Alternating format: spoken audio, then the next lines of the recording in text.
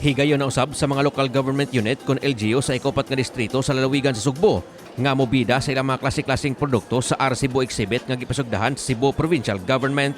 Ang mga LGU sa 4 distrito gilangkuban sa lungsod sa Tabugon, Dakbayan sa Bugo, lungsod sa Medellin, Dan Bantayan, San Remigio, Tabuelan ug ang tulo ka mga lungsod sa isla sa Bantayan nga mao ang lungsod sa Santa Fe, Bantayan ug Madridejos. Inyong kapilian hangtod ugma sa gabii ang lami ang pagkaon nga ginama sa mga klase-klaseng produkto, sama sa lami ang mga isda ug danggit, homemade delicacies, handmade products, souvenir items ug uban pa didto sa Robinson's Galleria Cebu kung asa gipahigayon ang exhibit. Gumikan kay panahon na mausab sa ting-init, wa usab magpauwahi ang mga resort sa nagkadiyang LGU sa paghatag og discount sa mo bisita sa ilang dapit.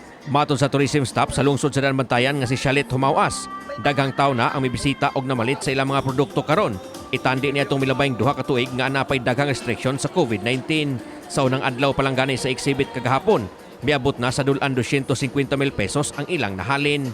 Mas taas kini itandi sa dulan 50,000 pesos nga average sa milabayng 2 ka tuig. Ang nakaayo niini, ang tibok halin ihatag nila sa mga small and medium enterprise kon SME nga nagkugi pagbuhat sa mga produkto og di na maningil og porsyento ang LGU. Para mapakita pud namo sa tanan nga we support local. Local ni tanan atong mga tinda, dalay kasi sa amo ditong Daan Bantayan. Laing mihangop sa dakong kausaban sa presensya sa katawhan sa exhibit itandi sa milabayng 2 ka tuig mo ang tourism officer sa lungsod sa Santa Fe nga si Ruby Bacolod. Matod di Bacolod nga itandi sa miaging mga exhibit panahon sa COVID, mas daghan gyud karon ang mibisita usab sa ilang booth aron mo palit musudong sa ilang ikapasigarbong mga produkto. Importante kayo because katong mga SMEs nato no, mga gagmay nato nga mga negosyante atong matagaan og chance ug opportunity nga ma-present sa kadaghanan ilang mga produkto. Ma-introduce nato nga gi-carry siya sa ato ang munisipyo. Og tungod nagaduol na ang ting-init, naglaom ang mga LGU sa Cebu exhibit nga bisitaon ang ilang mga lugar sa mga dumuduong. Hilabi na ang ikaupat nga distrito sa lalawigan sa Sugbo. Ang 4th district aduna ikadalit nga mga nindot nga white sand beaches o resort. Ingon man uban pang ecotourism destination. Sa Daan Bantayan, we have 2 destinations sa Daan Bantayan, Malapascua Island and Carnaza Island. So sa kanang duha na to ka isla, turismo ang maoy nindot nato diha.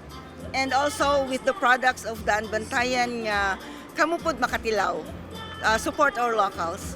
Ang LGU karon na ay gipangandam nga mga sports activities for the Holy Week kay moanha man gyud ang mga atong mga turista during the Holy Week, but i-maintain lang gihapon nato ang solemnity no sa Holy Week.